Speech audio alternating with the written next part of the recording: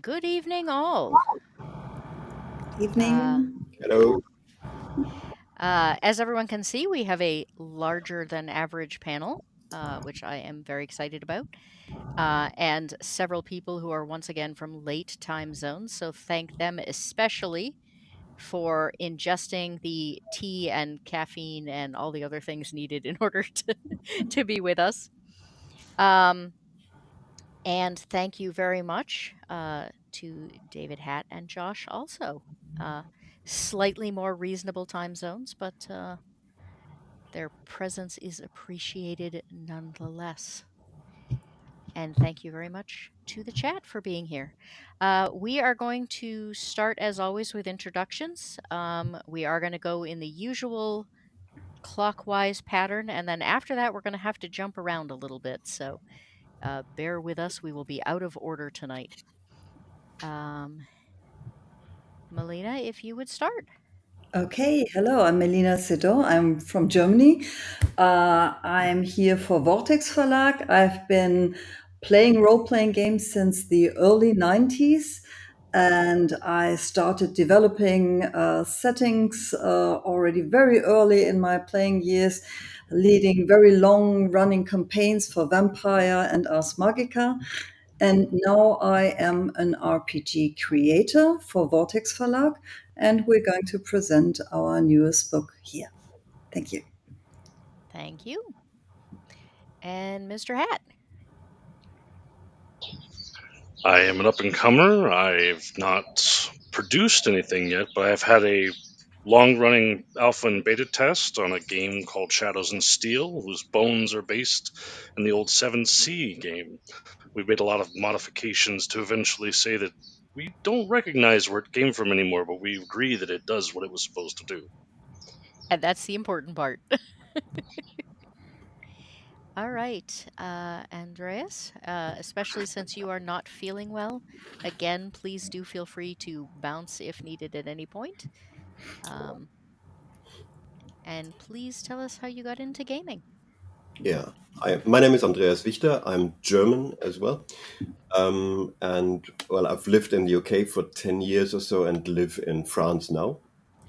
I got into gaming, I think, in 1985-ish or so mid 80s, long time, in Germany. So I just decided I read an article about role-playing games, which was kind of a bit cryptic and quite mysterious. It was mostly about D&D back then, and the kind of scare about D&D and what would happen to young people and all that stuff. So I found it interesting, and I went to a games event in Germany, the Spielertage it was called in those days. It is today Spiel in Essen, so many people will know it. It's the biggest game show in the world, I think. And I played some role-playing games there, and that was it. So I got into it, played all kinds of things, usually not D&D, interestingly. So in Germany, of course, it was the Schwarze Auge to start with. Then I got into Rollmaster, Palladium, and so on, and tried all kinds of things until I landed basically on Ars Magica, which I think I've played since first edition or so. And also later got into Vampire, which I played a lot. And I tried all kinds of more unusual games, I think, like Tecumel, different Tecumel games, Skyrims of Jeroen. That stuff was always more interesting to me than the mainstream games. And well, since for the last few years, I've been also writing and editing for Vortex Verlag and working together with Melina on The Straightway Lost, our first product, and now Serenissima Obscura, our second product, and which we're building right now. Man after my own heart. There are not many people I've had on the show that remember the Satanic Panic very well. Yeah, that made it interesting. Um, and I also appreciate the, starting with D&D and gravitating away very quickly. Yeah, I played. I think I played back in the day. I played one session of D&D and found it a bit strange compared to other games because it was so much. The system was defining the setting so much that I couldn't quite unwrap my head.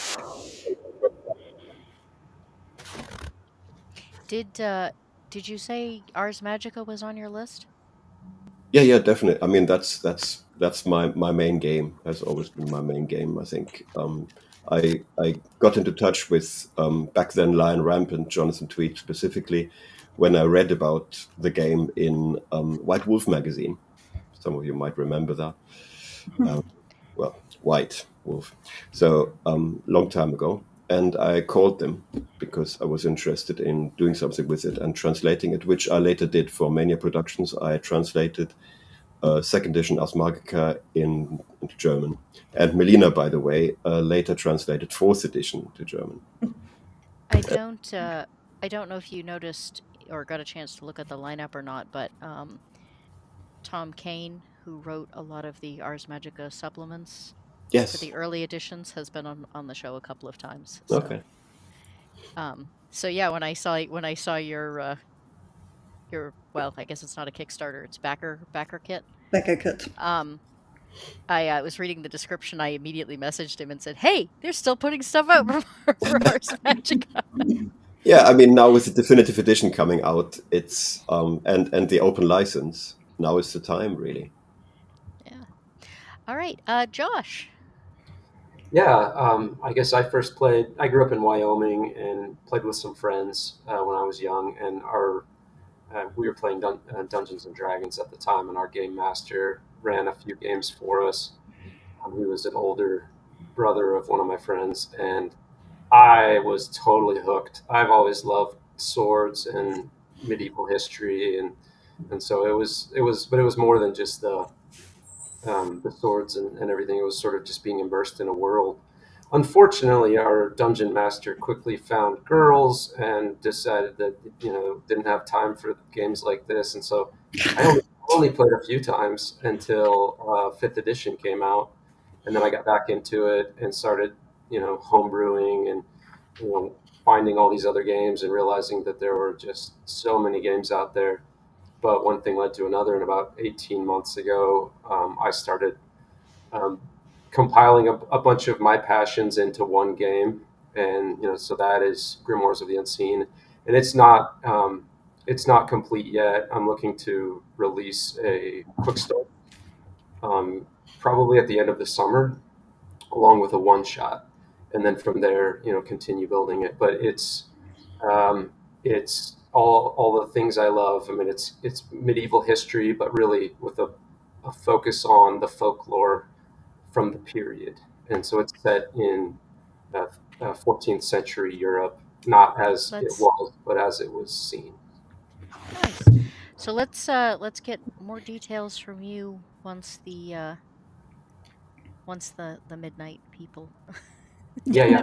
have gotten there. So About I the do want to midnight. say I do want to say a quick hello to the chat, which is really already hopping quite a lot tonight. So Rio is always our first in the comments, with I think one exception the entire time I have been streaming any show, much less this one. We have Legatus, who is one of the mods here. Um, he and Eraserhead are both excellent about getting your links into the chat so everyone knows how to find your stuff.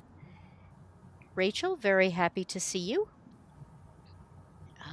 And I think I saw, yes, we had a Yarny raid. So my guess is that the Yarn Witch is probably lurking in the background somewhere while she's getting other things done. Davyverse, welcome. I am trying to remember if you have been here before or if I have just seen you in so many other chats. It just feels like you belong here. And Eraserhead, hello. Good evening. Dadman Walking is apparently going to be lurking. It is very good to see you. He doesn't always get to make the streams. He's tends to be a rewatch guy, so I'm happy to have him here. KDAT Gaming, welcome.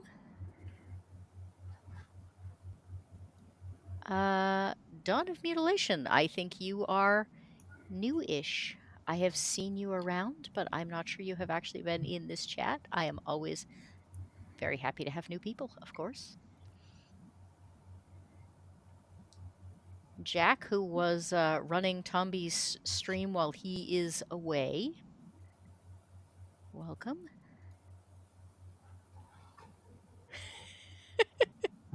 Girls in this. I suspect this is related to your comment about your GM finding girls. Yep. Welcome. We haven't seen you for a while either, so welcome back.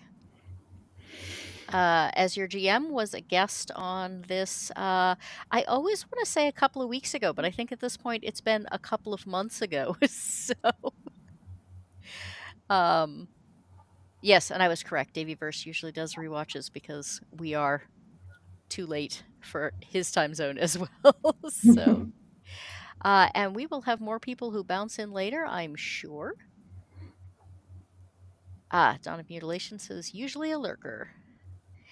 Okay, so we are going to start. Yeah, as your GM says, I was here early in the year. We are going to start in magical. What is it? Magical Renaissance Italy, is I believe the Exactly. description given.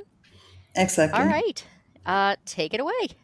Okay, great. Thank you so much for giving us this opportunity to talk. So again, I'm here for Vortex Verlag together with Andreas Wichter. I'm the main author of The Straightway Lost, which has been published in 23, and Serenissima Obscura, which is right now on Becker Kit Live.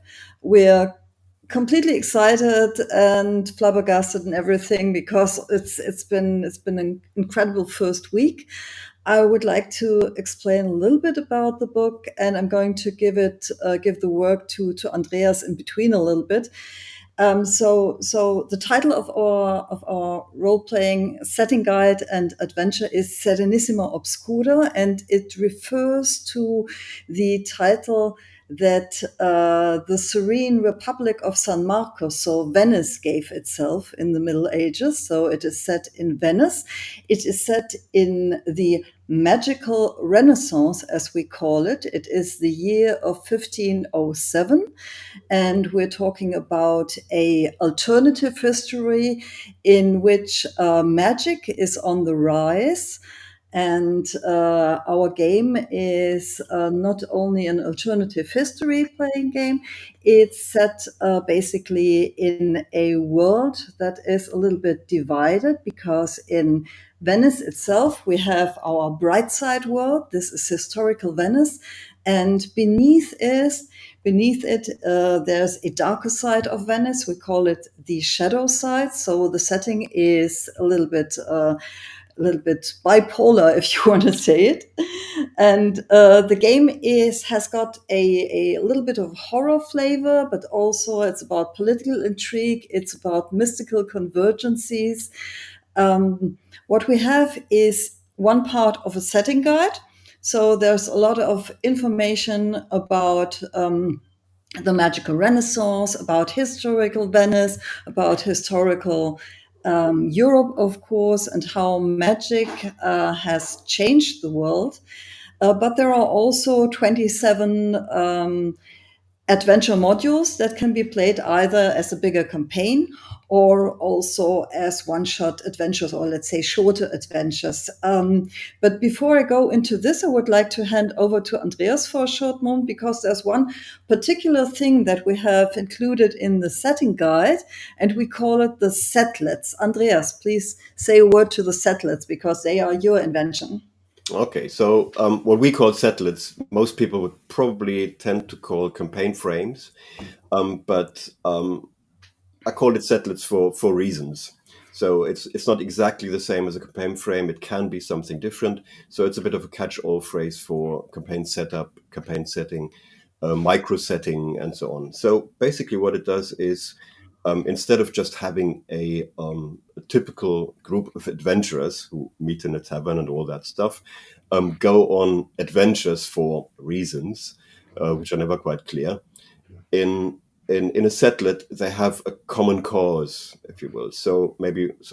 And it also gives us an opportunity to look at Venice from a different angle, from a specific angle. So One of the setlets, for example, would be you play the command crew of a war galley and have your adventures there. And you can combine this. In most setlets, you can combine with other setlets, so they just plug together nicely. Where you play, for example, the what currently is called the Green Company setlet. So it's a band of mercenaries which you can hire, and either you play the mercenaries or you have them as NPCs if you play something else. So every setlet also has a range of characters which you can just play straight away, or you can use them as NPCs, and you can use that setlet as a non-player setting basically that you can encounter. So in case of the war galley, you can play if for those who know Ars Magica, you know about troop style play. So you have several characters. So you play one member of the command crew, and you play one member of this mercenary group, which works for the owners of the galley. So as long as you're at sea, you play the command crew and your character there. And as soon as you land somewhere and the mercenaries go on shore, you switch to playing the mercenaries and back again at that point. So several of these setlets can be nicely combined. You can, for example, play a bunch of nuns in a convent, solving crime or researching mystical occurrences or whatever you would like. There is a setlet with a trouser club, which is a weird sounding thing. It's a Compagnia de la Calza, which is a club or gang formed around the idea of organizing and producing shows for the carnival, for all kinds of holidays, and so on. And these were very important for Venice. And they are called trouser clubs because they have the most outrageous tights with cool designs and everything. And so basically, they're a band of bravos who are running around causing mischief maybe now and then, but also organizing these things that are central to the life of the city. And these setlets usually also have a secondary endeavor. So you do something else as well. So, for example, in the case of the Trouser Club, you can just organize your events and have adventures around that. And for some people, that will be perfectly enough. But you could also have them work for someone else in some capacity, maybe for the Council of 10, who are doing espionage and diplomacy. So maybe you work in counter espionage for them as the Trouser Club, which is a good cover for it. So that's what setlets are. Basically, we have currently 10 of them. I think it will stay at 10 because we're basically done now. And you can combine these nicely in various ways, and most have several possible second endeavors. So there's quite a wide range of possibilities there. Back to Melina. Okay, great. Thank you. Um, The setlets are, of course, just one part of the setting guide. I might not have mentioned it before, but Serenissima Obscura is basically system agnostic in a way that you can really play it with every game, and that we can, and we have also for this matter included own shorthand stats that serve to be like very short descriptions of characters, and we will provide them actually for more than 250 NPCs in the game, or also the creatures, of course. So people who want to play it with any other system than the two that we are going to stat are have got very good opportunity to transfer these NPCs or these characters into their games. That there might be some time for Andreas to talk about that, but I would like to mention that our setting guide has indeed also 80 stats of creatures and characters for D&D, because originally Serenissimo Obscura and also the Straightway Lost was created for D&D.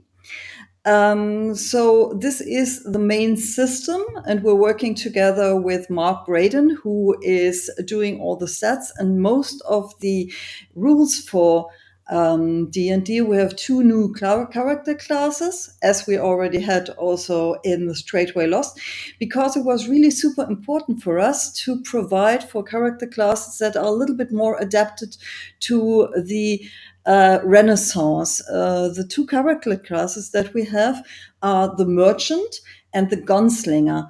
And maybe Andreas could say just one word about the gunslinger. Who's the gunslinger? 2 words: John Wick. Okay, John Wick. Okay.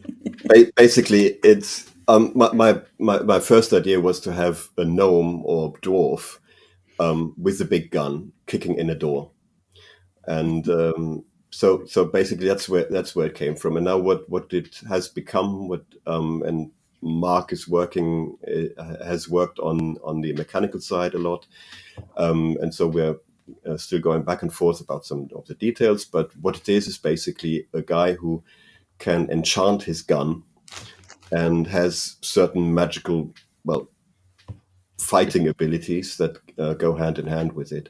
And so he shoots magical bullets that can do various neat things.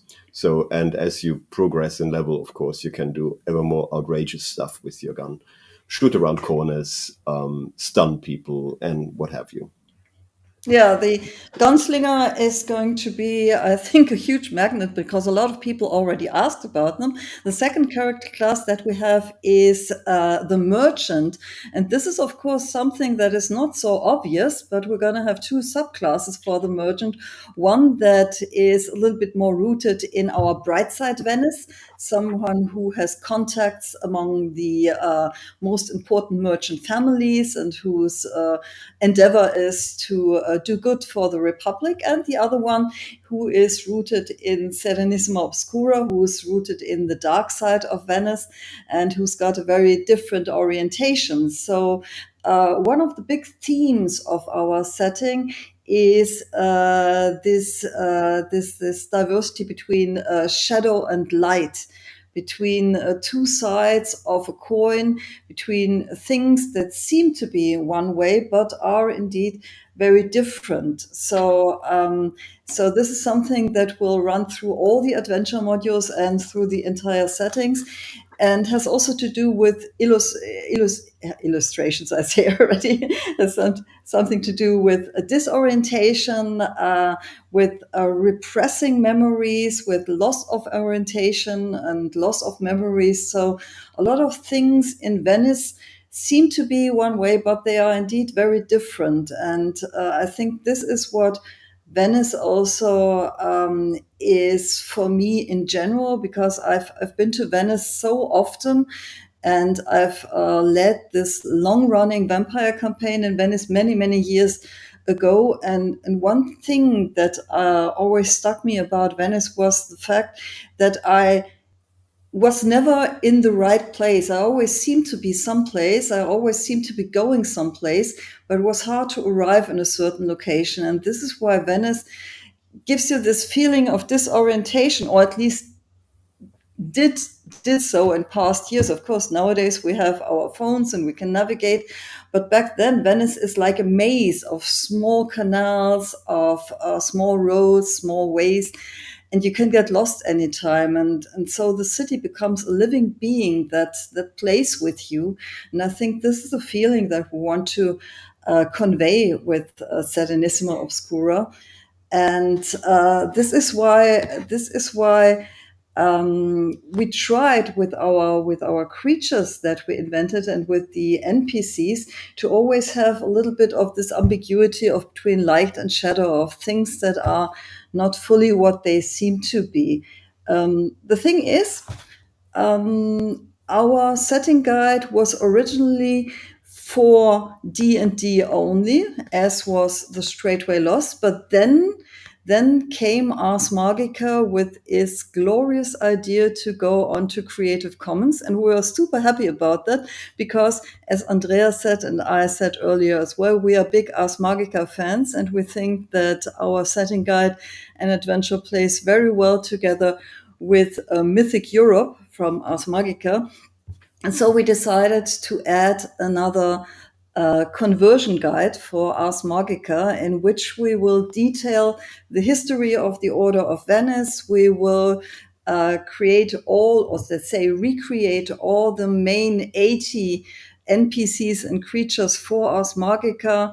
We will create a covenant in Venice, and we're super excited about this part that is mostly still lying ahead of us, because we could only start on that basically recently, but we're working together with the Ars Magica community in Discord, and I'm super excited to say that we have a big support from the Ars Magica community. A lot of the people who have already backed our campaign are Ars Magica people, and a lot of people ask, how can you do that? How can you create a setting that is both working with D&D and Ars Magica, which are very different games indeed, but we're pretty confident that it works really nicely.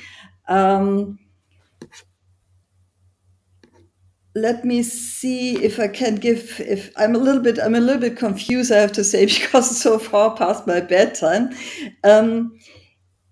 I mentioned it already there. We do have these shorthands, and most of the setting guide is system agnostic. Andreas, could you say something about that? Because the Yeah. shorthands were a little bit your thing as well.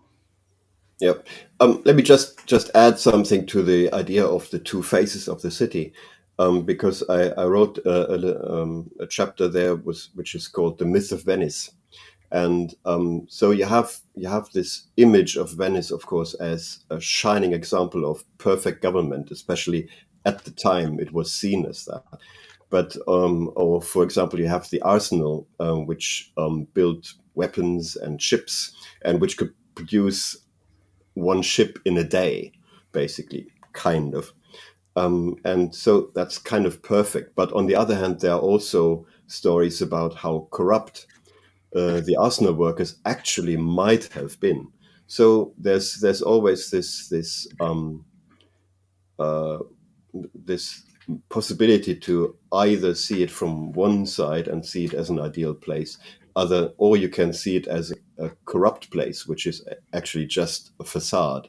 So, and that's for the game master, of course, also to decide which kind of reality is the one that he wants to have underlie his campaign. To the shorthand stats. So we call it shorthand universal notation.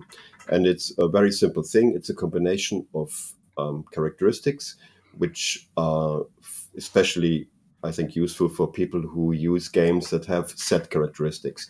So we just have four. That's strength, dexterity, intelligence, and charisma. And that covers kind of roughly the usual stats. Some games, have twice as many stats or more, but it can be boiled down to that, and you can have a fairly decent idea of a character if you just stat these four. And we've started them not with numbers, but just with around the point of average of an average stat. So you're either average, or you get a plus, or you got a minus, or in extreme cases a double plus or a double minus. For something like Leonardo da Vinci would have a double plus in intelligence, I suppose, or the mountain would have a double plus in strength, something like that. And we combine this with keywords, which is then more, which is quite useful, I think, for people who play narrative games. So you have 2, 3, 4 keywords or so for a character, which can be, in one case, not to be messed with, or it can be excellent fighter, or it can be a profession. And so you can roughly define a character quite easily, and especially if you combine it with the normal description of the character, it should be quite easy to stat him for pretty much any game if it's not too complex. So that's what we're trying to do with the shorthands, to make it possible to generate your skills very quickly, characteristics very quickly, and for games which have advantages, disadvantages, or something like that.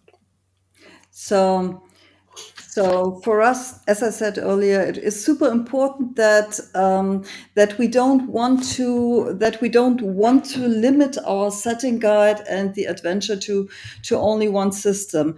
We think we are well rooted in D&D and Ars Magica, but we want to be open for many other systems as well, because we think that the themes that we are using are very universal as well. And this is what I would like. I would like to talk just a couple of seconds about our adventure modules, because setting guide, as I said, is one part, one half of the game, but the other half of the game are the adventures, and they are built around a, let's say, story arc. There's a story that has to do with the loss of a child, that has to do with disappearing people, and that has to do with something that is hiding beneath Venice, something arcane that is about to awaken again, something that is lurking and coming out of the canal. So we always have this menace,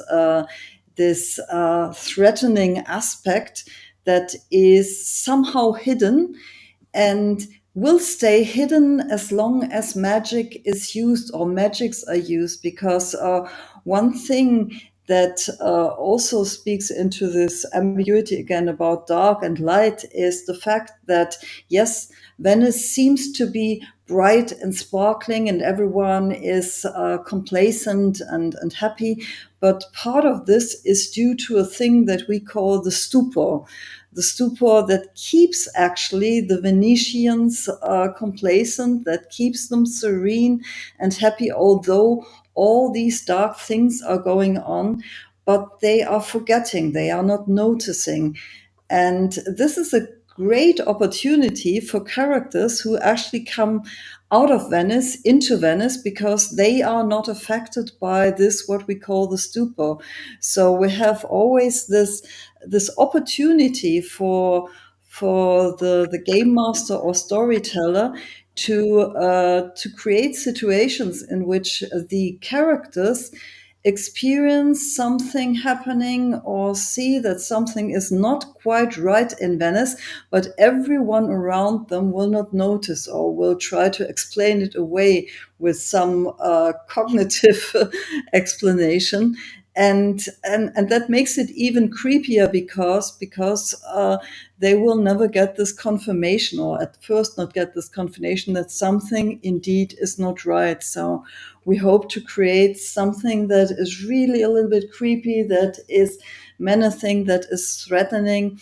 And how much the characters or the story guides go into the darkness of the setting is left basically to each campaign, to the players, and to of course also the story guide, because there are many layers to it. And the deeper the characters will go in, the more they get into something that is arcane, that was long forgotten, and that lies beneath all of this entire history of Venice. So it's also a setting that digs deep into ancient histories and ancient powers, but also ancient fears that people have, and things that they try to cope with in their lives. So yes, it is more of a dark setting. It's not so super cheerful, but depending on how the groups are formed, what focus they have, they can try to play different, let's say, levels of mystery, creepiness, horror, or whatever pleases them best. We do have a couple of, I think, very interesting add-ons that will help the storytellers create a right ambience.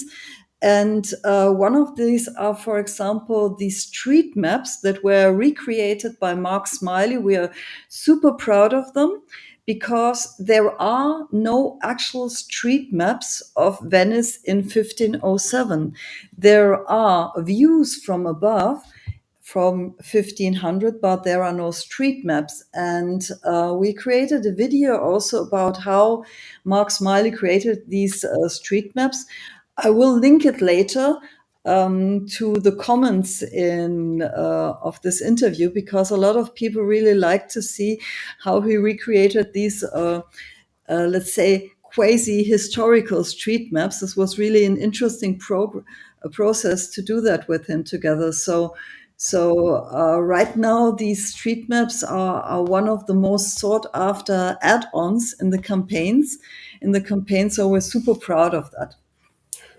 Let me just add something. I think maybe you haven't quite mentioned it, that the adventures can be played separately, but we have an overarching campaign. So if if you want to ignore it, you can just play single adventures. But there is a campaign that can be played that's normally geared for towards characters who come in from the outside, specifically from Florence, where the our previous campaign book was Straightway Lost was based. So it's kind of a follow up, has the same mythology and the same mythical background, and is based on the cosmology that we developed for the Straightway Lost, and that comes out of 10 year Ars Magica campaign that we played. So that was repurposed there, which has a lot to do with the Fae, and also with medieval cosmology and with Dante's cosmology. Dante was kind of the focus of the first book. So this one builds on the same background and has an overarching campaign there. But can be played independently, so no one has to play the Straightway Lost to understand Serenissima Obscura. It is just that we based it on it, and because we were really confident in that how our world works, and how it is all coming together now in Serenissima Obscura. But I think we're going to stop talking here, because we give already so many so many hints, and I think there Yeah, might be questions that would I be much there are interested. questions. There are questions in the I chat. think we've been yeah, talking too long. I was gonna say we have a few Yeah, questions if you guys are up for them. yeah. Um, there have been several people that have commented on how interesting they think the setting looks. Legatus said, "So in your world, are all of Leonardo da Vinci's inspirations from fairies and such?" Maybe, maybe. I mean, I wouldn't. We don't like to call them fairies, really, because that makes them sound a bit too cute. So they're not cute at all. They're they can be quite menacing, and you don't want to cross them, and they have plans. So yes, maybe Da Vinci has some inspirations from them. Maybe not, because there's what we have in our world is a dichotomy of possibility and permanence. So that's the underlying that's underlying the fabric of the cosmos, basically. So one is change, the other, of course, is permanence, and permanence is the stronger of the two in our world, and possibility is the stronger of the two in the world of the Fae. So, and that's changing. And that's why magic has come back and is still coming back. And we call that the aumento, the upswell. Um, so they are doing their thing in the background, and not all of it is terribly nice, because they have to do certain things to save us all, basically. And it's all for our Or own, so they say. so they say. Um, Exactly. Let's go not too much in these details, but yes, the Fae play a big role, in particular when it comes to the mythology of our game, how the world was created, how the different spheres were created. There, the Fae play a big game role, and that might actually surprise a lot of readers. But I don't want to take away too much. I My question actually was, I think I've never played it, but I think there's kind of a Dark Ages Call of Cthulhu, and now I just now envision a game in which like Cthulhu and the Fae are going to war in the middle of in the middle of Venice. Yeah, well, okay, let's get settled on it. exactly. And Eraserhead wants to know if online systems like Foundry will will be playable with them. Okay, so we had the Straightway Lost on Roll20, and this was a lot of work for us, and also, of course, for the Roll20 people. So right now we do not have any concrete plans to put Serenissima Obscura onto a virtual tabletop, but we have just been at the UK Games Expo and had some contacts with a new provider of a virtual tabletop, and we might think about this once the campaign is over. For right now, we do not have it planned, but it might be something that we're thinking of. So that's in the making. All right. Do we have other questions? Does anyone on the panel have questions for them? I think Matthew mentioned something quite interesting about the living world. Oh, yes, we were talking about that a ways back. I've kind of lost track of that Yeah. particular So comment now. things happening in the world without the players causing them. I'm at the moment writing, still working on a chapter on providing game master tools to do just that, so that you get inspiration to have things happen in the world that then impact or can impact the player characters, so that there is stuff happening in Venice, whether they be political, social, or mystical, and the same for Italy then, and then the same for the rest of Europe. And in some, depending on your game, that might have quite an impact. So you could, for example, play a game where you play the spy masters of Venice, and this can be played a lot. If you want, you can play it just by writing letters and reading letters. So quite good for a one-on-one game, for example. And then, of course, this comes into play a lot because things change in the world, and that will affect diplomacy and spycraft. I might want to add that I've insinuated it already a little bit. We're talking about an alternative history. In the Straightway Lost, our first book, history, or let's say the setting outside of the things that happen for the characters, was still very much how you could read about it in any history book. But now, based on things that happened in the Straightway Lost, history has taken another turn. Someone who might have died in the real world did not die. This changed politics, and magic is rising, and magic is about to be acknowledged. Non-humans are about to be acknowledged. And this is actually causing a lot of turmoil in the entire known world, because there are factions in the world that want to see to it that magic is used by politicians, or let's say by states, and in the normal world. Or there are others that say, oh no, magic should never be used. This is a thing that should only be done by the church, and only God has the right to create miracles. And then there are people who say, oh my God, all these new people who are not fully human, they should have the same rights as humans do. And others say, oh my God, they are here to to take our women, basically, or whatever. So we have upheaval in society, and depending on which state you are living in, or which area you're living in, you might be in a very different position. And also, this plays a role in our setting. It is the magical renaissance, but a lot of things are still fighting. There is the normal world, and there is all the magical aspects in the world that are fighting with each other, and we do not yet know which one of these features will have the upper hand at in the end. So it's a really interesting period, and who knows? Maybe one day we're going to write a third book, and then we're going to see, has magic won? Is the world more magical, really, or has magic been pushed away again to the edges of the world? So that's really interesting period, and for us it was interesting to see how people would react when magic comes out of the closet, basically, or when non-humans come out of the closet. How does society react, and how do people react to that? So that's also one aspect of the thing.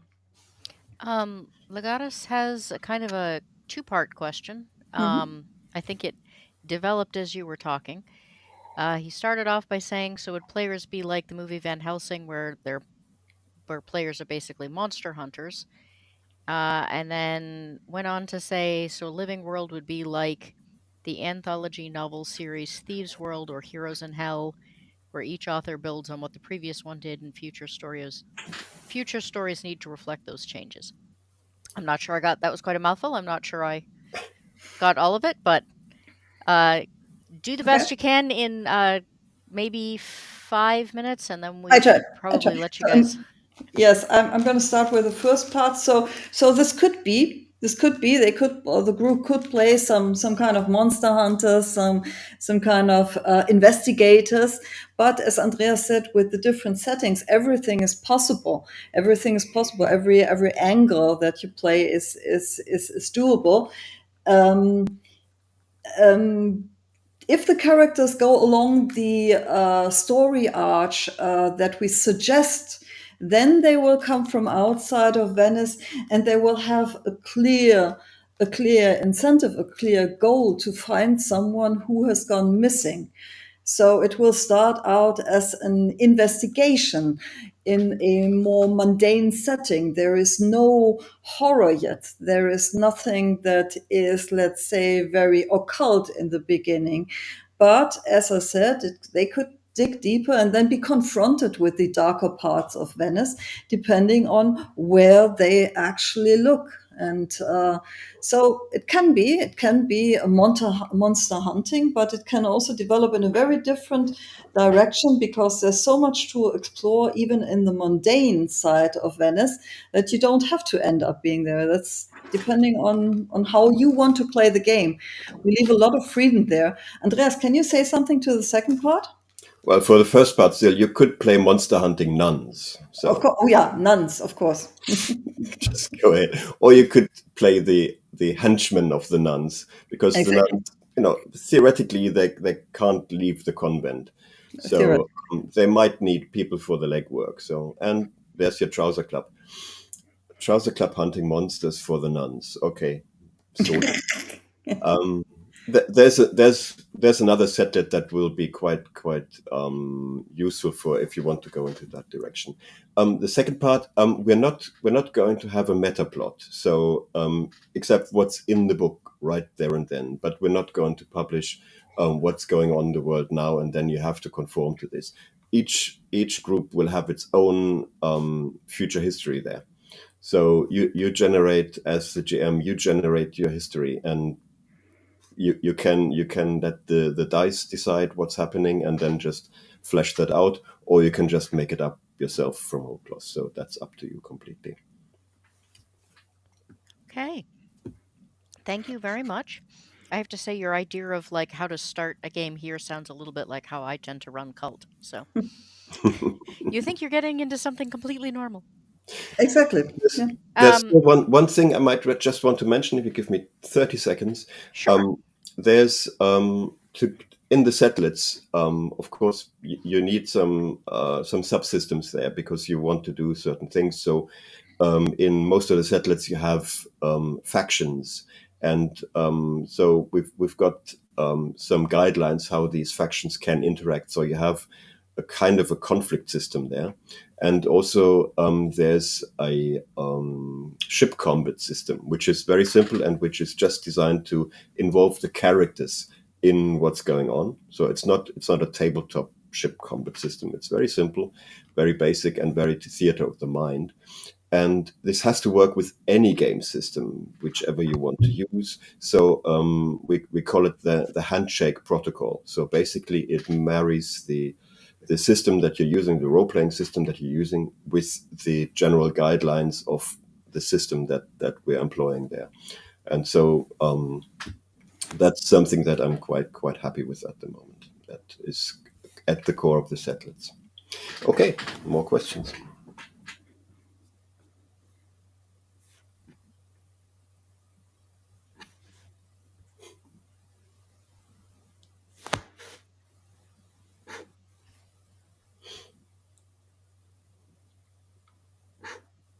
Have we lost everybody? No, we're still here. I'm still here. Yeah. Okay, it's Looks gone. like Okay. the goat lost connection now. Hmm, Oh, we I have. see. Well, while she's getting back in, I just want to say your guys' setting sounds awesome. It's exactly the kind of thing I'm into, so I'll go check it Thank out. you. Um, Thank and you. and I'd like to ask if you're up for talking about it here. You know why you decided to go with BackerKit over Kickstarter, as this will be my first time doing that process.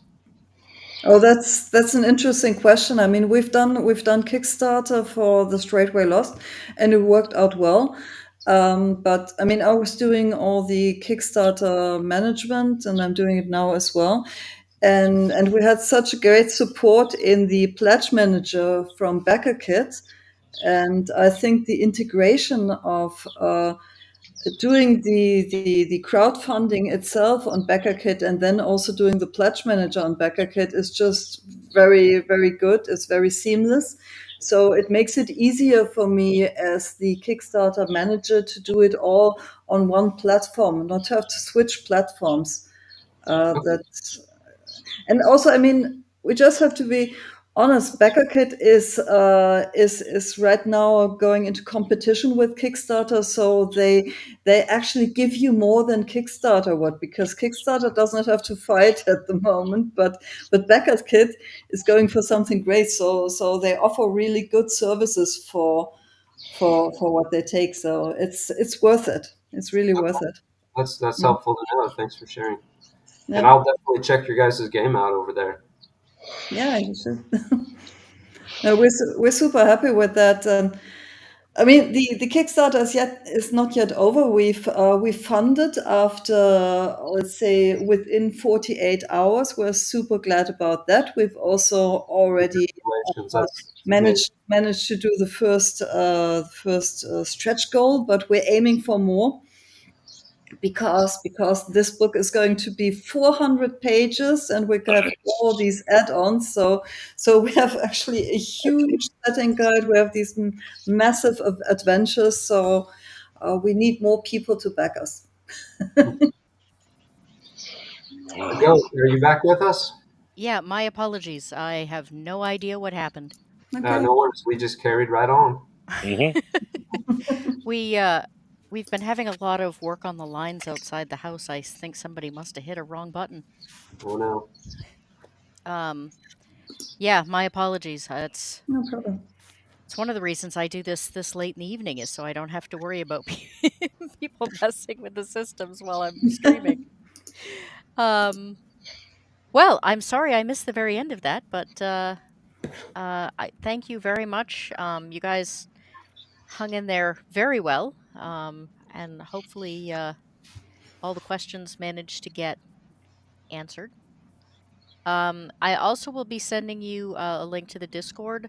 There is a section in there so that people that have questions after Cool. the stream is over can get in touch, or if they want to hear about future projects, Yeah, you're welcome super. to post them. So, Okay. all Thank right, you.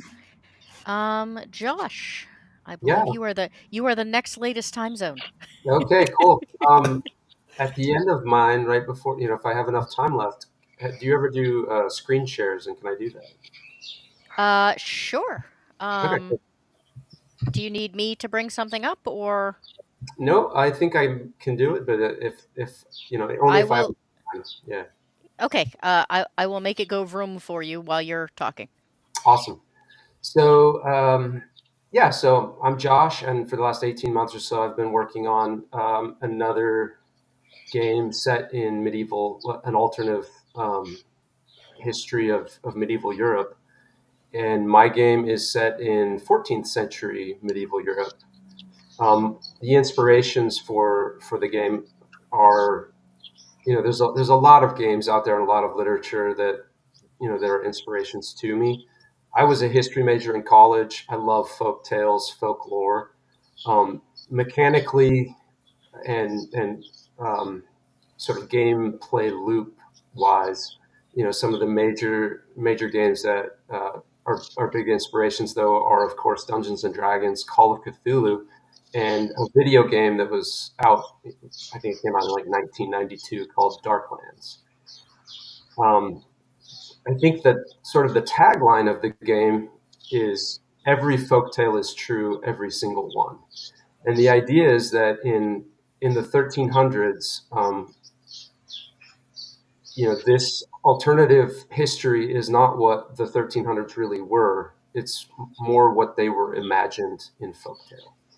And so all of the magical locations, all of the magical entities and spirits and demons and gods and monsters from folk tales and folklore, it's all tied back to that period. So there are no mummies, there are no vampires. Those are additions from a much later period. But because of that, there's a lot of really cool folklore that a lot of people haven't heard of. Um, the game is set, as I said, in 14th century Europe, and some of the monsters, for example, there's this French folk tale about a a, a massive snail, basically, that lives beneath a town in caverns and can reach out with tentacles and pull people to it. And the folk tales that we have, speaking of the Loup Garou, are from a later period, but there's pretty good reason to believe that they come from oral tales that are much earlier. So I do lean on anything where like the folk tales believably could have come from the 1300s orally. Um, there are relics and artifacts in the game, and they're not your typical +1 sword. They are Drinwin, a sword that lights on fire when it's held um, you know, by somebody that meets the qualification that it requires. And these relics and these folk tales are not they're not limited to one location. They come from across Europe, um, from the Norse lands, from the British Isles, from the Holy Roman Empire, France, and also into Mongol held lands in Western Asia, North Africa, and the Near East, the Middle East. Because there are so many different pagan superstitions, um, like the other worlds, Grimoires of the Unseen imagines another world of pagan superstition that's sort of like a purgatory-like place, but it's imagined more like Yggdrasil, the Norse world tree, where where all of these kingdoms are sort of interconnected. Um, and players play as individuals who are seekers of the unseen, and that's what the game is called, Grimoires of the Unseen, and it sort of refers to this secret world of Europe. Um, I in Darklands, the enemies, sort of the boss enemies of the game, were the Knights Templar. But the Knights Templar have such a really, really fascinating history that I have decided, to graft them in as sort of an order, um, that are part of the Seekers of the Unseen. And the concept that I have, kind of built there. And did I lose people? No. I'm still here for Okay, once. cool. I saw, I thought my screen paused, so I wanted to make sure. Yeah, so the Seekers of the Unseen, the mythology behind it is that the Knights Templar were stood up during the Crusades, and they established their base of operations on Temple Mount. And very shortly after they did, they just had a meteoric rise to power and wealth. And so in Grimoires of the Unseen, we reimagine that history, that they uncovered artifacts and grimoires and learned about the secret worlds. And so a secret order was then established to essentially learn more and build alliances in the other world, and hunt down and gather artifacts and gather grimoires and go out and investigate dangerous supernatural entities and cults. Because again, every folktale is true, every single one. All of the saints and gods and all of the demons and all of the evil gods and all of the monsters are true, but they're not readily seen. And so, as characters in the game, you develop, a character who is an individual, is a human from medieval society, and in the system, you have attributes, and you choose a social class. Attributes, I use 6 attributes. They're based loosely on like the Dungeons and Dragons attributes. I've switched out Constitution with endurance, and it's more of a mental stat. Um, and it helps you prevent loss of sanity, and it helps you sort of maintain your mental wellness and fatigue. You choose a social class, and these are the social classes of medieval Europe. So you can be noble, or you can be merchant and bourgeoisie, or you can be a craftsman, or you can be a peasant, urban or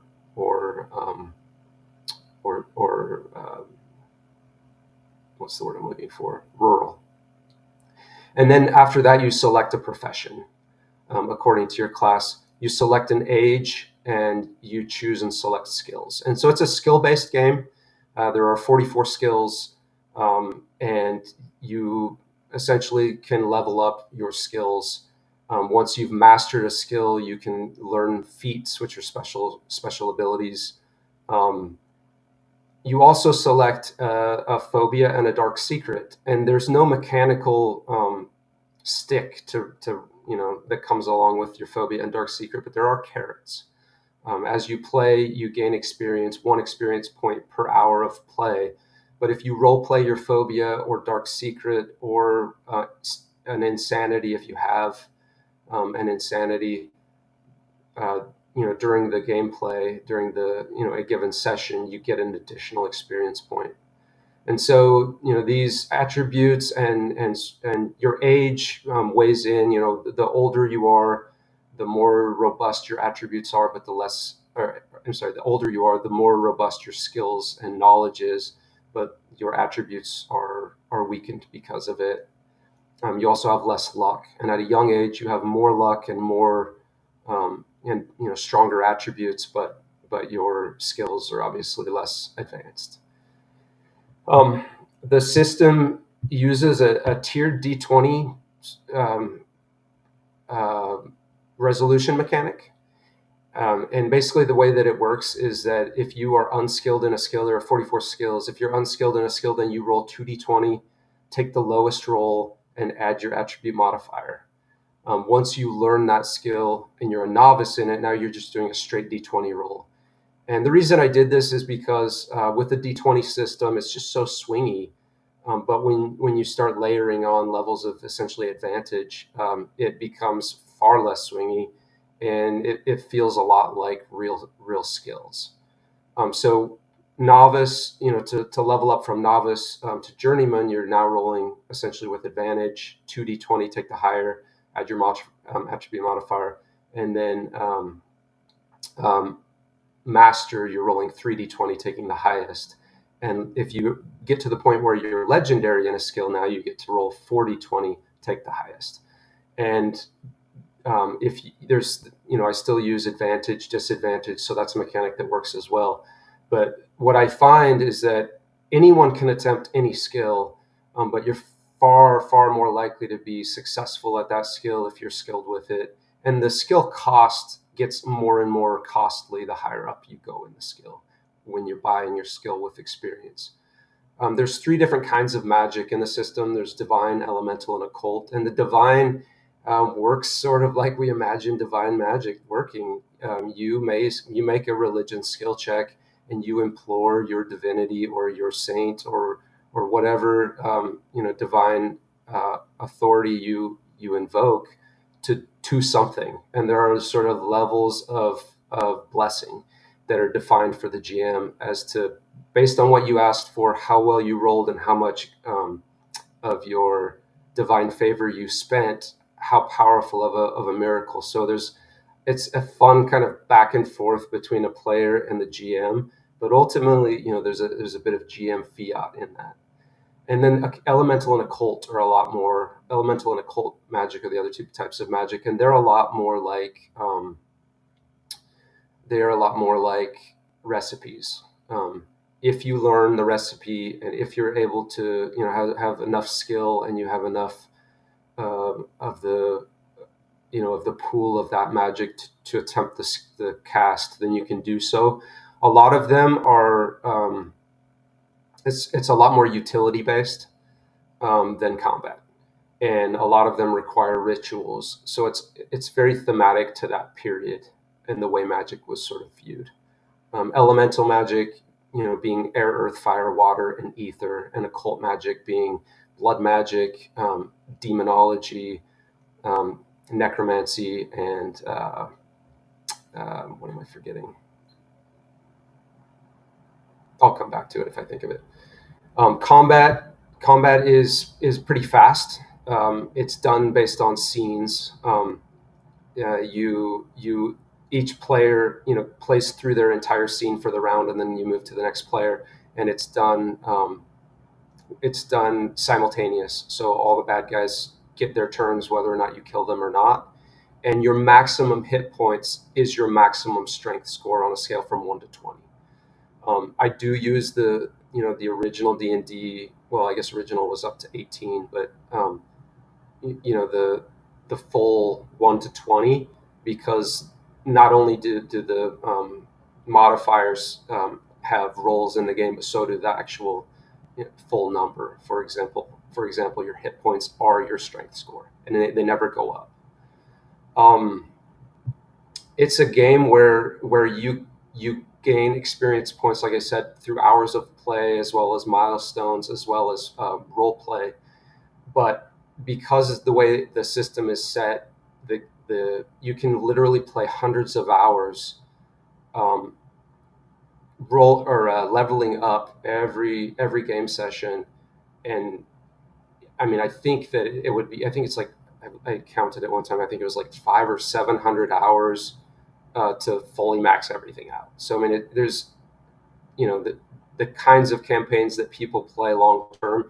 You can really play long term with leveling up every game. And I've got a session that's been running for 2 years now, um, and the characters are really really competent by this point, but they're still, as you can imagine, with a maximum of 20 hit points, they're still very very much in danger of death and dying. And the way that there's a lot of tools that the GM has that they can sort of pull on, because the game is intended to not be a superheroic fantasy. It's intended to be horror, and think sort of like the movie Black Death or The Witch, up to low, like early seasons of Game of Thrones, or maybe the Witcher books. So sort of in that lower dark fantasy realm. And if you gain 5 levels of insanity, your character becomes broken, or they become um, a villain, and the GM takes over your character. If you run out of luck, or you spend all of your luck, then you have to roll on an out of luck table, which has very bad things on it. If you gain levels of exhaustion, if you pick up a level of exhaustion by falling to 0 hit points and then being resuscitated, or through any number of other things that can cause exhaustion, then you end up with it essentially lowers all of your skills by 1 level temporarily. So there's a lot of like push and pull between players, trying to be heroic, and the GM keeping things grounded, dangerous. And if you are interested in horror, it really excels at um, low level, where you can have a lot of abilities, but like I'd say like D&D level 0 to level 5 is sort of the power level. Um, Um, yeah. Legatus wanted to know if you are dead at 0 hit points or unconscious and dead at -10 like you would be in D&D. Yeah. So the way that it works is at 0 hit points, you fall, you know, you fall prone. You're essentially passed out like in D&D.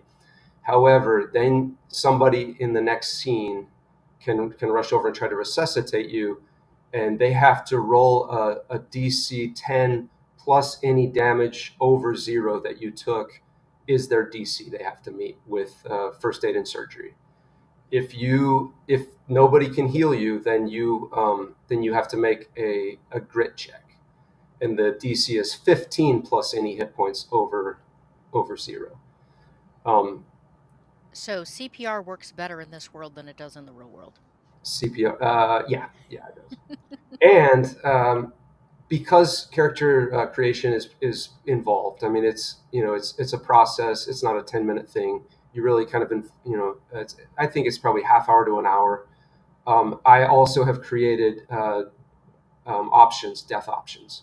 So one death option is you say not today, death, and you don't die, and instead you have to narratively describe how, but you take a scar that that there's a you have to roll on it on the table, but they're pretty horrific injuries. So sort of like the what's the what's the game Warhammer, sort of like the Warhammer injuries at that point, and you can only do that twice before your character's done. Another way is that you can negotiate with death, and have death take someone else that matters to you instead, and in exchange for a short amount of life.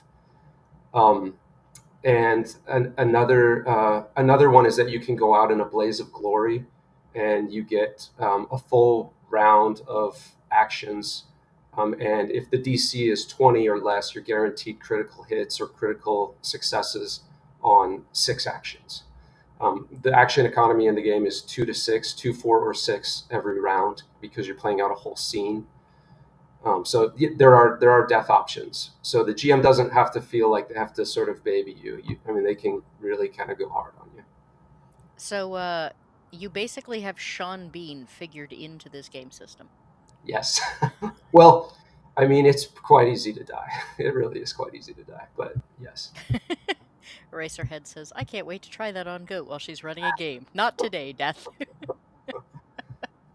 So I guess in closing, if I have a minute, I'll show you a little bit of the the PDF just so you can get a look at it. But I'm on Facebook right now. Our website, we finalized it today.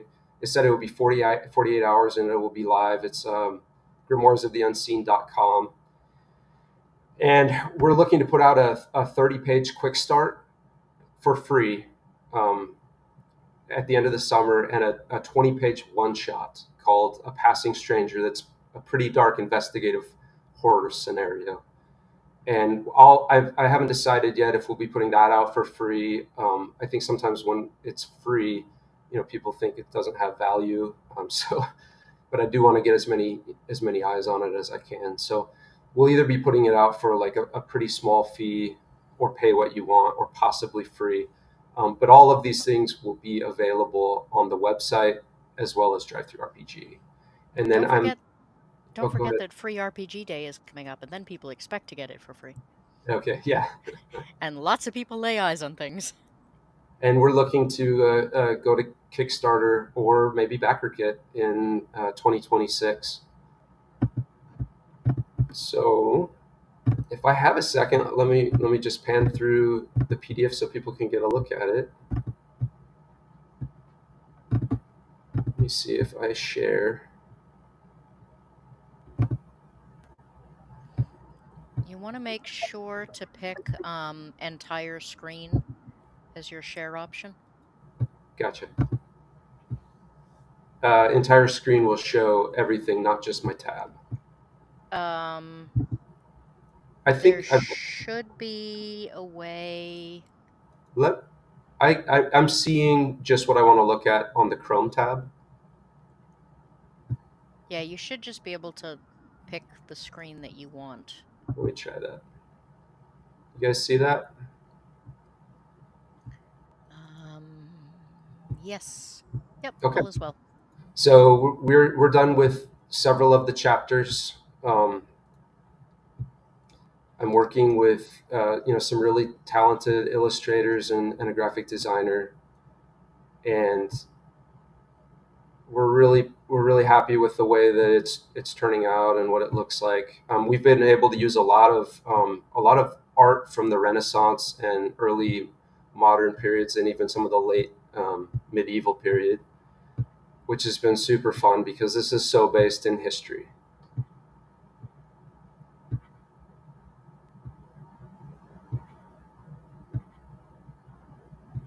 Is that what the character sheet actually looks like, or was that just a graphic? Yeah, that's the back of the character sheet, and this is the front. Nice.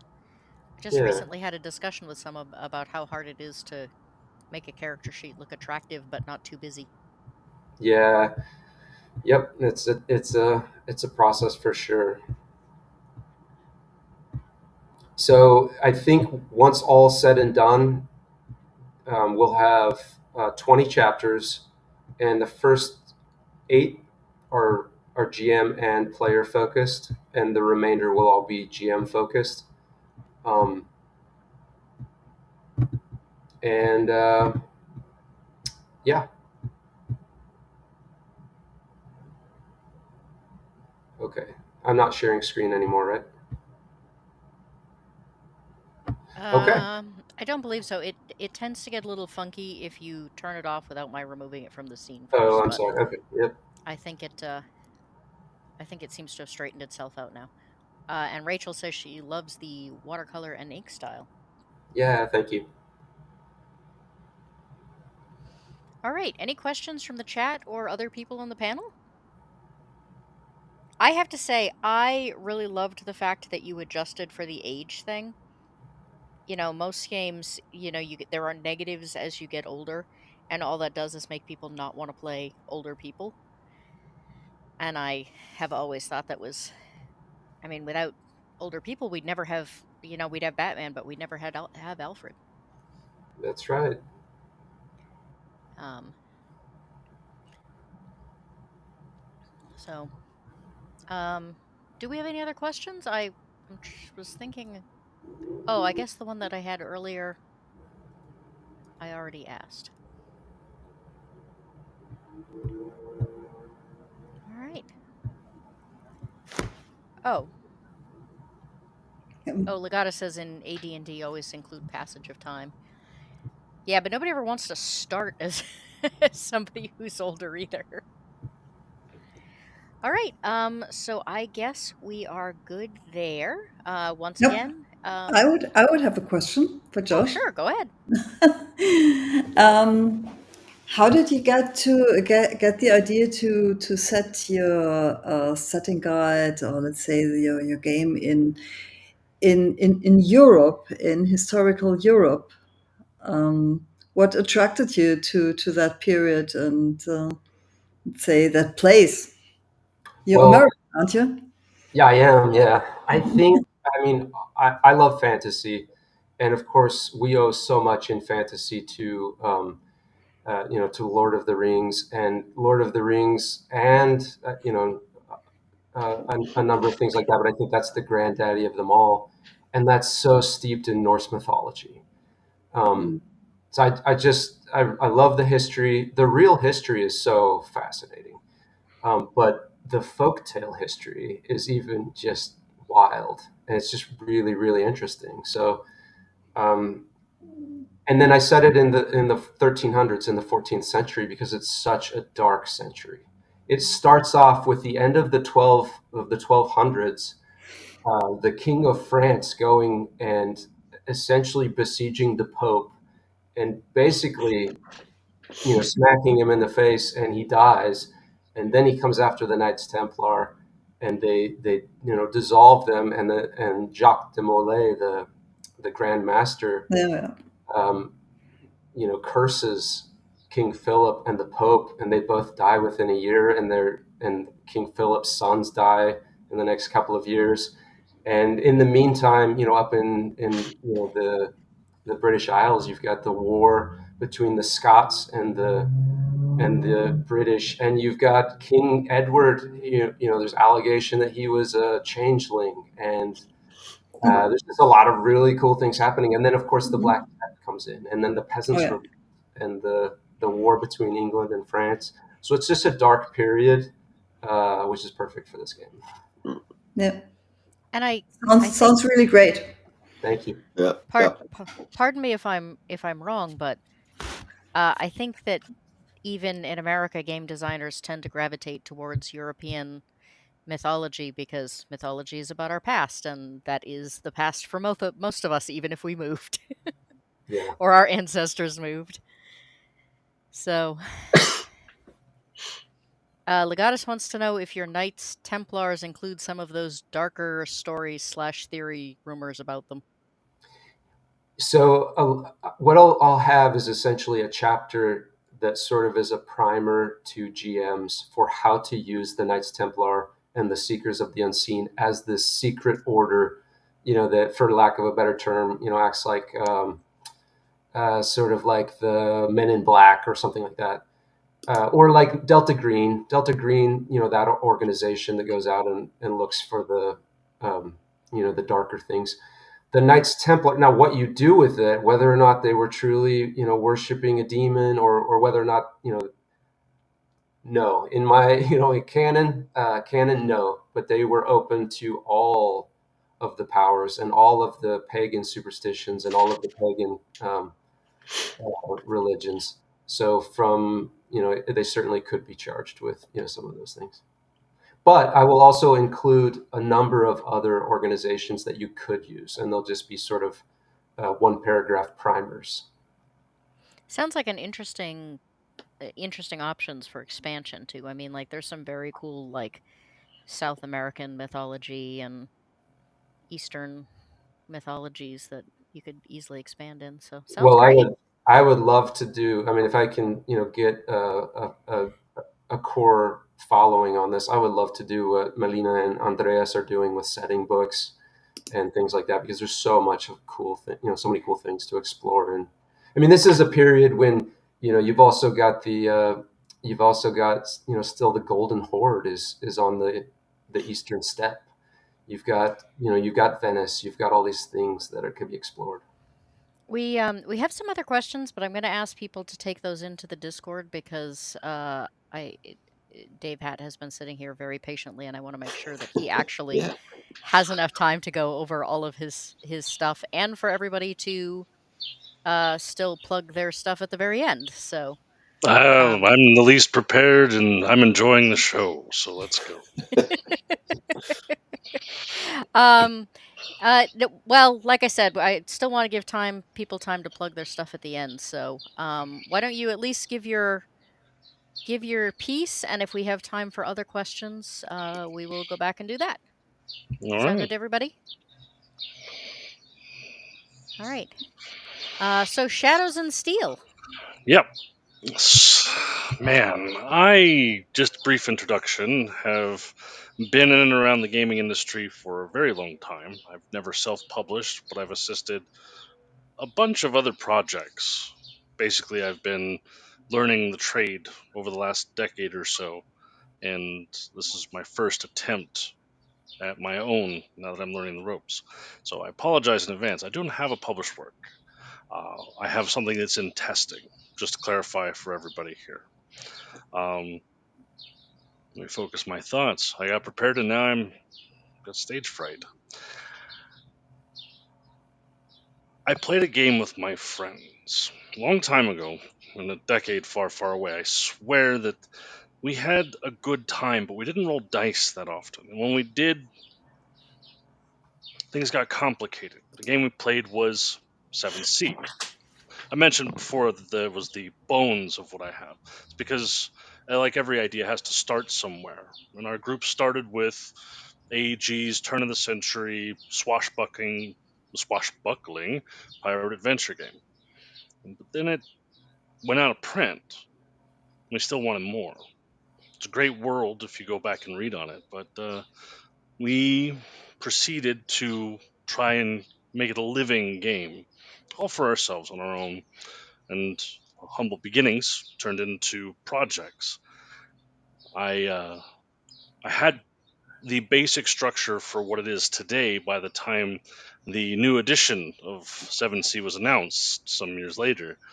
And it had already mutated into something that was barely recognizable from the original game mechanics, but it shared the same world.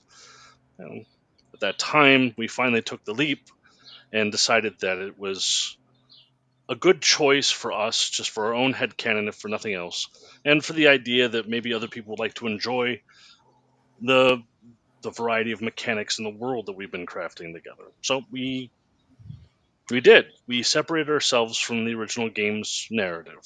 We developed a world that has got a mysterious history. It has survived a meta apocalypse. There was bad things that happened over the course of its natural history.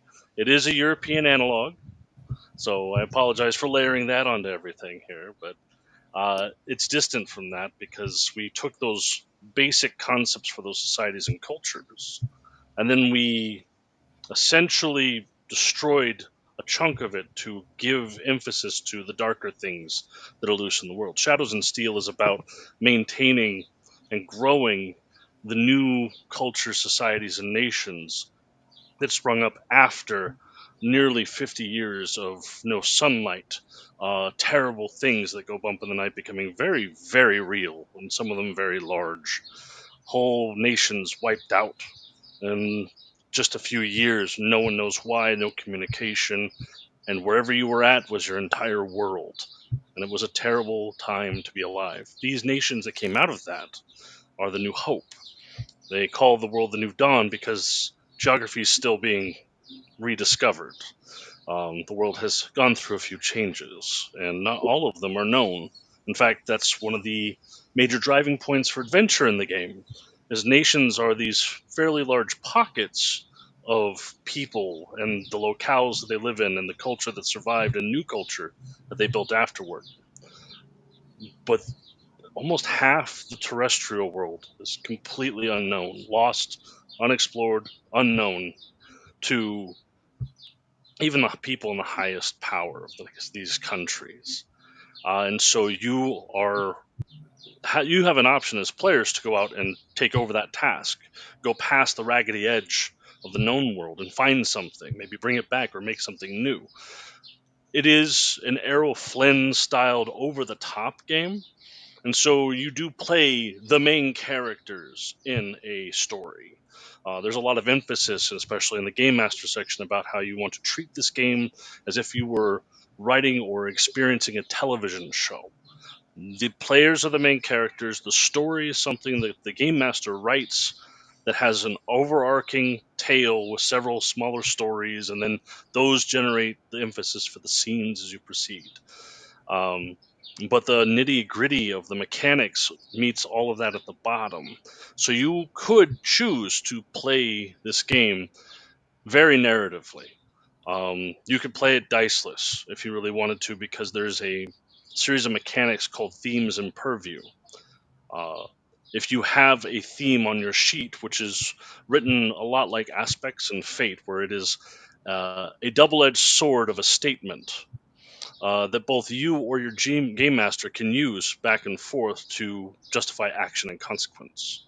Um, you could play just by tagging those various themes and make a story of it. You can go to the next level down, and there's various mechanics that allow for more common play but light. And then for everybody that likes the crunch, I have a very solid system put into place that allows you to get fairly precise but maintain an artistry in how you go about your business. Um, Man, I don't know where to go from here. My God, I've notes. Um, I don't know where to go. So let me check here. The setting is what I like to focus on the most, because mechanics in games, I'm very much of the same opinion as of Melina and Andreas. Uh, I like games that tell stories. The mechanics are there to solve the problems that you can't solve through creating a scene together, right? Um, So to that end, our mechanics are almost a plug-and-play toolkit. If the game master wants to incorporate rules about journeying long distances with fine particulars about supply and foraging and meeting new people, they can. We have all that.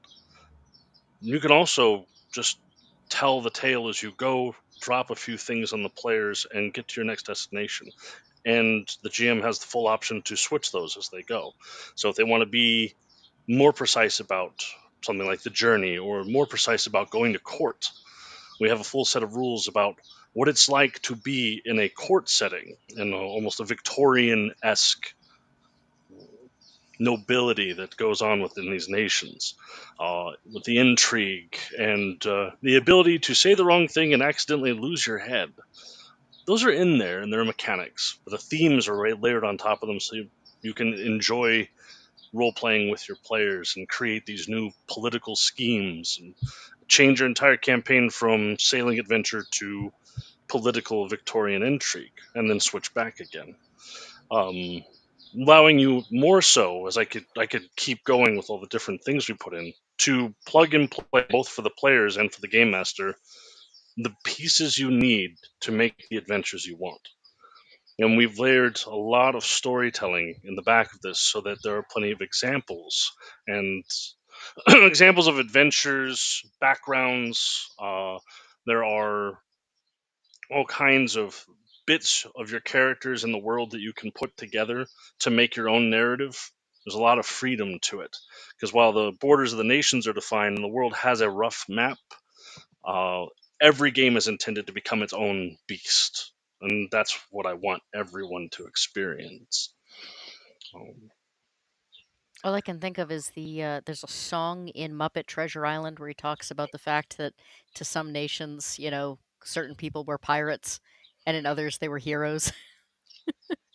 That's yeah, what I was thinking of when you were talking about, the going from swashbuckling to politics and back again.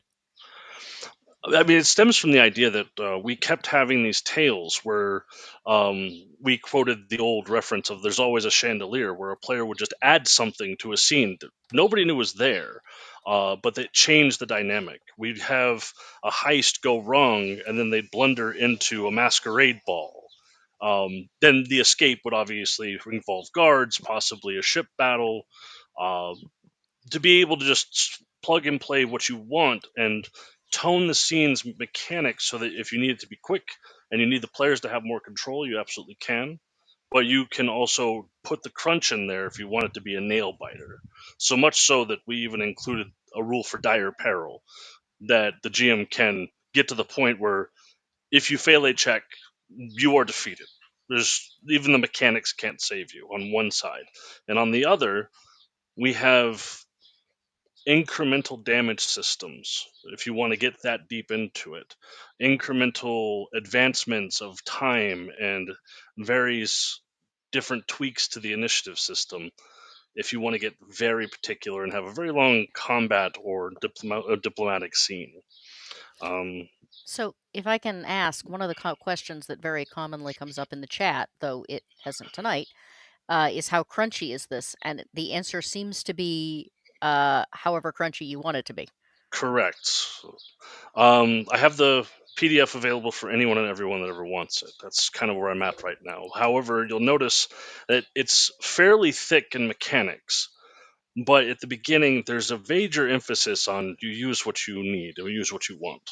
To the point where even during character creation, it gives you points. You don't choose a class or a race necessarily. You choose a nation that you most identify with, but it doesn't really restrict even the roles you can take or the things you can do. It just gives you a little starting point, and then you get a points build system to support it, which does allow you to do things like focus your character to a razor's edge. You can, and it has been done, be a master swordsman, the best that a particular dueling academy can be. You can be that person with all the skills maxed out to have the mechanics to back you up, to have all the themes to back you up, to supply that, but the cost, of course, is heavy, and the game's not always combat. The game's a lot of dialogue. The game's a lot of logistics in the background. We also have the concept that you're not going to be one class. You buy one or more. And we've had a character with 5 different major roles. Each one of those would be equivalent to, I guess, roughly half of a D&D character class. And each one grows at its own pace. And some of those roles are actually things like organizations, as opposed to getting direct benefits from the particular role's abilities. The abilities within the role grant you access to resources and NPCs and hideouts and different adventure hooks. As you design and create all of the various elements of an organization as your character class, essentially. Um, we have sorcery and magic, which are essentially both using the same kind of power, but one is trying to bring the apocalypse back, and the other one is trying to stave it off a bit more, because it's always lingering just beyond the range of understanding, and it would really like to finish what it started, which is one of the major meta arcs for the game's background. And we got 10 nations to choose from. Of those nations, plenty of subcultures and schools and academies and organizations, to make sure that you get what you're looking for. And then even after that, you can make it your own. And that way you fit into the world the way you want to, as opposed to finding a place where you might like to belong. Mechanics are fairly simple. It is a roll and keep system, using d10s. It's fairly old school. You have your role, which contains talents. Talents are packages of knacks. Knacks are the actual mechanics and the interesting abilities and advantages you get, but they also come with ranks that you add the rank of a knack plus the rank of the roll together, and that's the number of dice you keep. And then you add the traits into it, because every knack has a particular use for different traits, and you can fiddle with those based on the situation. Traits are essentially just like in most other stat based games, they're the equivalent of your 6 base, except for there's 4. Um, and the 4 traits can be, there are suggestions for how they're used, but if you can justify it to your games master, you can flip or change what traits are used for a given situation. Um, there again, even the crunchy mechanics have a bit of flex to them. I'm on a ramble. Oh goodness, what do we have here? Let's If see. that was a ramble, it was an awfully organized ramble. Oh my goodness, excellent. Um, You said that you had things you wanted to people to be able to look at or to use. Do you want me to put a link or have somebody put a link in the chat for you? I don't have the ability to link it right now because of the technical difficulties I had. But is it all right if you direct them towards your Discord and I can have that there? Is that fine? Sure, that works for me. You Oh, heard him, chat. Discord, free stuff. Um, anyone on the panel have questions, or anybody in the chat have questions? I mean, you had me when you mentioned pirates earlier, so like I was. we have a good time too. There's not just swords and sorcery per se. We had a lot of fun with the sword schools and academies. There's one that uses a pair of gauntlets, and it's a street brawler. It's all focused around non-lethal combat though, so it's trying very hard not to kill people with steel mittens. A lot of grappling and head grabbing, tossing to the ground and Good lifting luck. people up by various limbs. It's fun. There's a lot of various firearm schools and uh, strangeness that goes on. Yeah. Oh, that's true. This probably does have more guns in it than most of the Most of the older. older. Uh-oh, I'm Uh oh, I'm echoing. back. We have guns, and there are gun-based academies. The guns themselves are intentionally designed to be uh, matchlock to flintlock level. In fact, there's arquebus in there as a mainline gun for one of the nations. It's fairly primitive, and there's whole nations without firearms at all because we made the firearms rules in general fairly poor to use. They take forever to reload. They make lots of noise. There's no smokeless powder. Um, they're they're hard to use, and a lot of the nature of these gun schools is it revolves around trying to make guns useful in unique ways. There's the Musketeers school. Musketeers obviously is a classic. It invokes very particular sort of sword and gun fighting. There's lots of movies about it, the Three Musketeers and all of that. The school focuses on the ability to use a gun practically, regardless of whether it's loaded or not, and it puts pointy things on most of its weapons so that it makes sure that even in the worst case scenario, that thing's sharp on one end and blunt on the other, and you could use it to defend yourself.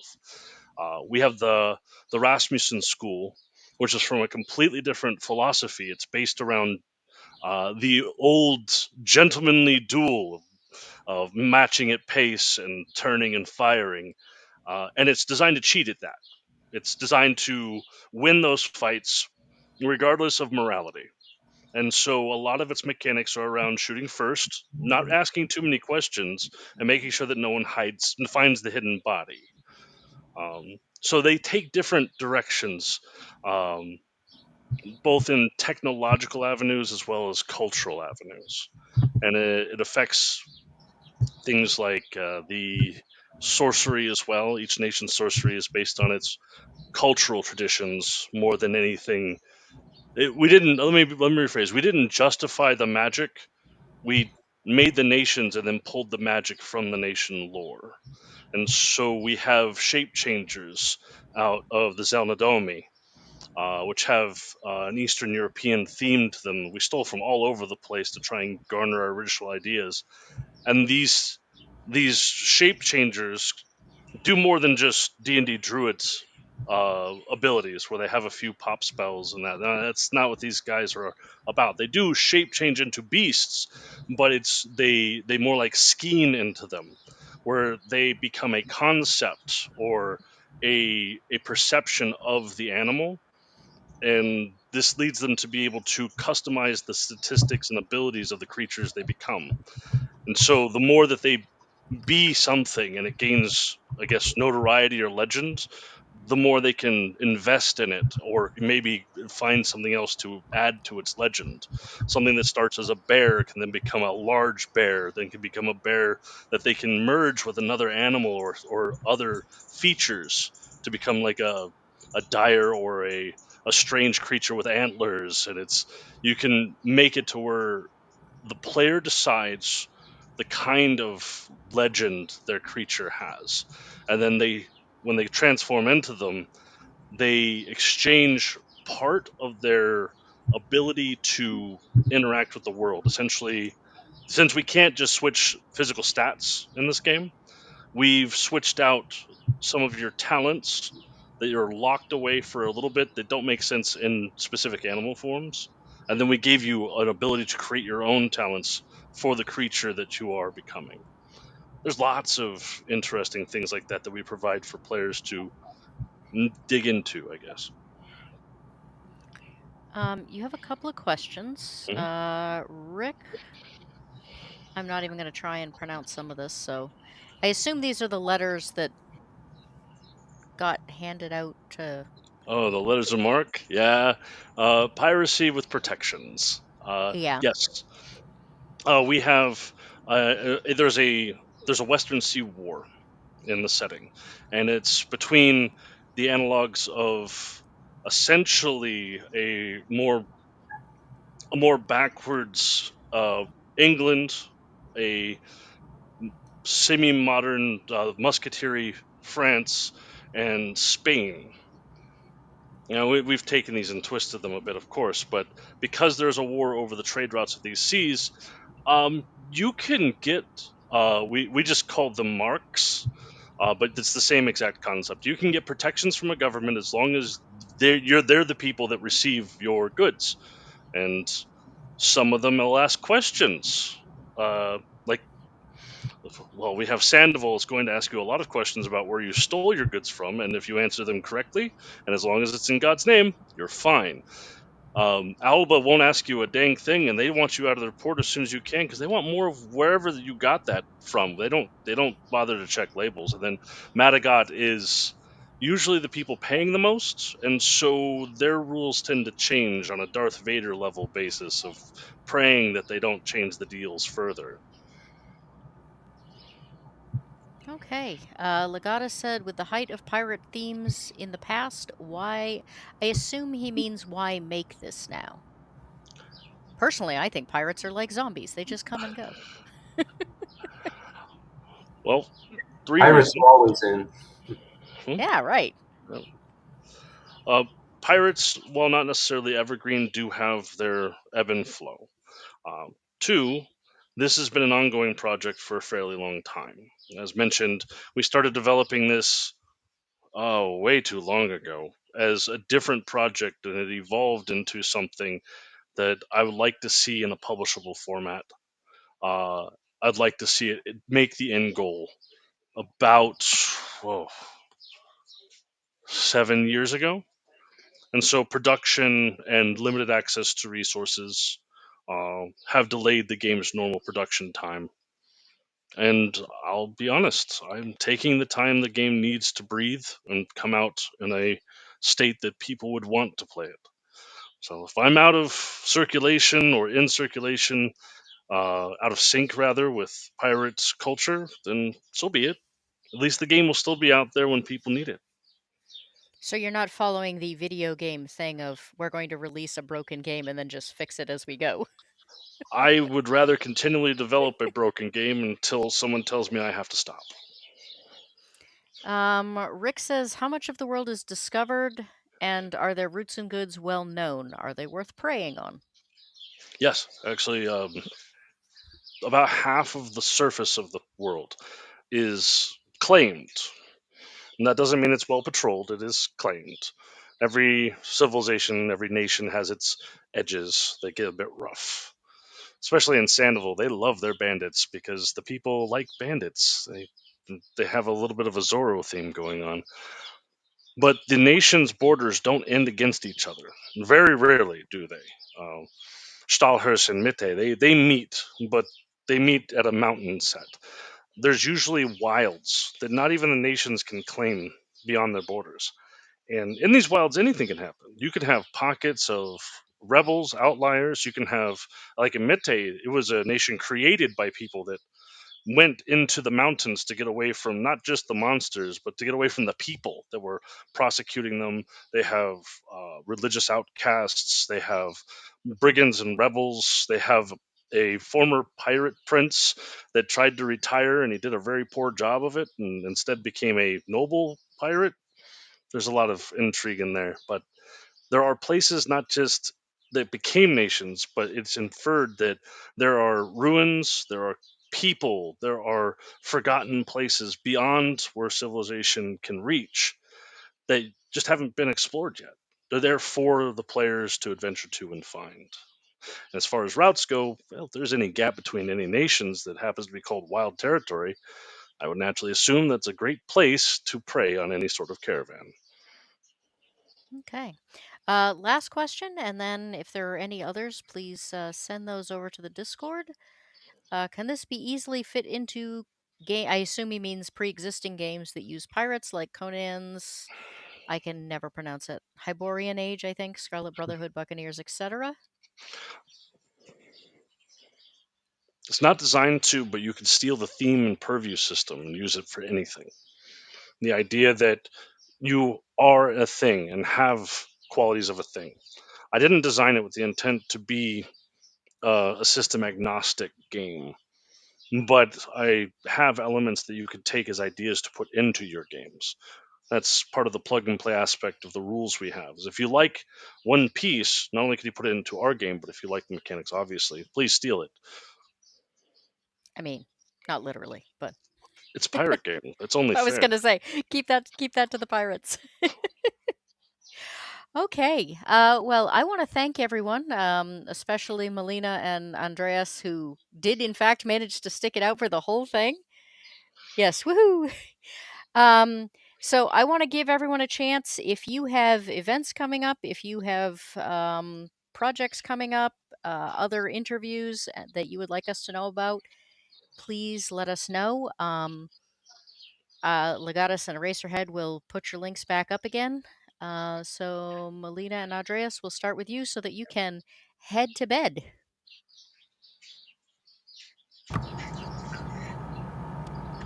Okay, thanks.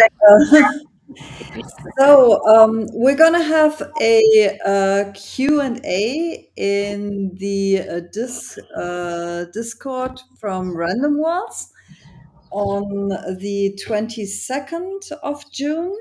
This is just 4 days before our Kickstarter ends. Our Kickstarter is now going to run for 3 more weeks. And I still hope we have also some other things coming on. And actually, it might be interesting for people to watch the Straightway Lost played on Twitch because some of that or at least excerpts of it are going to be played on Twitch, and I might be able to upload the link to your Discord. Although I have to say this one will be played in German, so it might only be interesting for the German public. So, yes, exactly. Straightway Lost, our first book.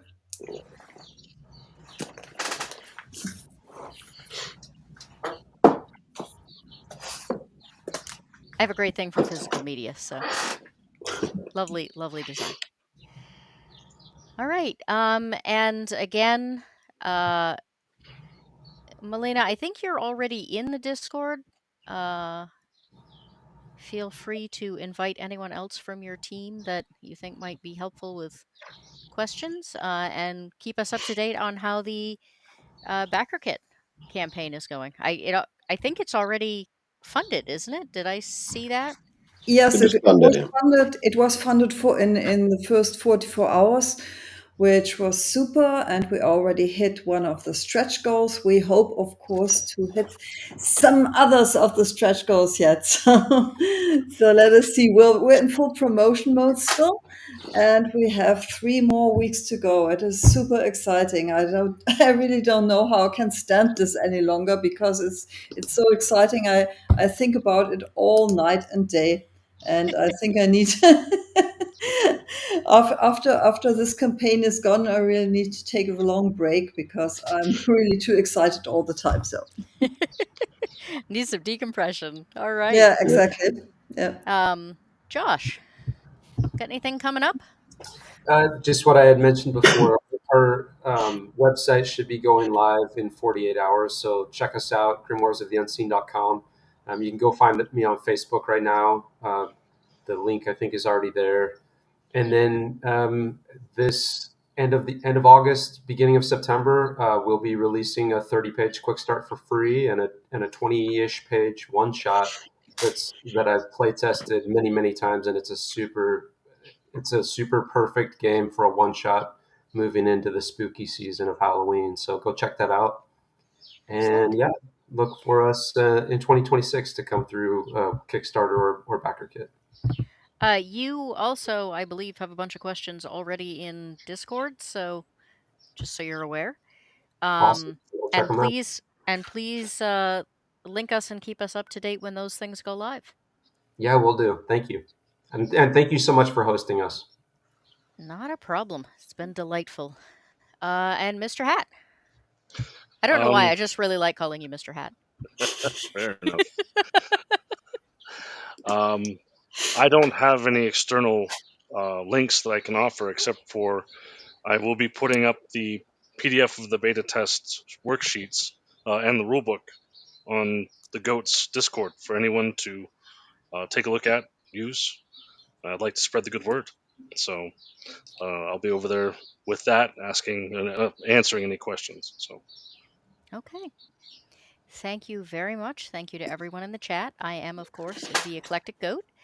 Um, there has apparently been a nasty rumor going around. So this is, at least for the foreseeable future, the last slice and dice we will be doing. Um, I think we need a little bit of a hiatus. I keep joking that I think everybody, bought all of the games for the first 6 months and now needs to, replenish their finances a little bit. I know I certainly do because I think I bought more games in the last 6 months than I normally buy in 6 years. um, it has been amazing to see all of these new creations getting made. It's been absolutely wonderful. However, I do want to clarify that that does not mean the channel is going away. It just means that this show is going on hiatus for a while. We're still working out exactly what I'm going to do. Part of the issue is that the Wednesday time slot became incredibly busy. And therefore, we're competing with too much other stuff. So we may end up moving time slots. There, I, I was very surprised. Apparently, there were quite a lot of people very upset that I did away with shows you've never seen. So we may do a shorter version of that on Mondays, but bump it later so that we're not, again, conflicting with other shows. And I have been getting some games from companies asking me to do reviews. So I may also be doing some kind of one shot here and there videos doing reviews on various games. So I'm not going away. The Eclectic Goat remains. We're just taking this show on hiatus for a while. So Eraserhead is hemming me about something, and I have no idea what. So um, I do once again. I want to thank all of my panelists, and I want to thank everyone in the chat. This has really been a great episode. There's been lots of questions and lots of interesting games, and and everybody managed to carry on despite my complete technical failure there for 5 minutes or so. So I will be keeping everyone up to date as to what's going on. So also keep an eye out on Twitter and Discord for updates from me. And other than that, I hope everyone has a wonderful night or morning for those of you that it applies to. And as always, happy headbutting. Meet me at the tavern, have a drink or two. I'm the eclectic goat, and I'm here to gab with you. We'll talk about immersion, adventure heavy lows, characters and story, warlocks and barbarians and bards, comedy or horror. We got inspiration if you're in need of it, or just need to hang out somewhere cozy. We're the guys for you, we've got time for you. Come and join the crew, here's what to do. Meet us at the tavern, have a drink or two. I'm the eclectic goat, and I'm here to play with you. We'll discuss the theory and the mechanics, how we ask for crits, Dungeons and Dragons and Wizards.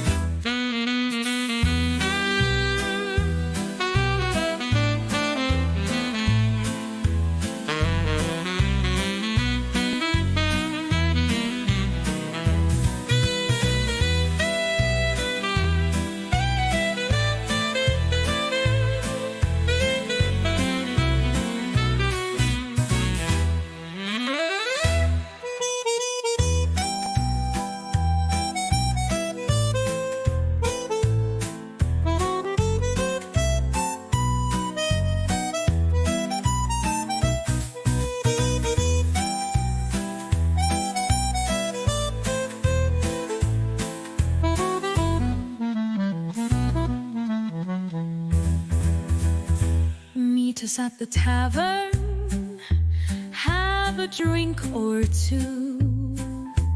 I'm the eclectic goat, and I'm here to play with you. We'll discuss the theory and the mechanics, how we ask for crits, Dungeons and Dragons and Wizards.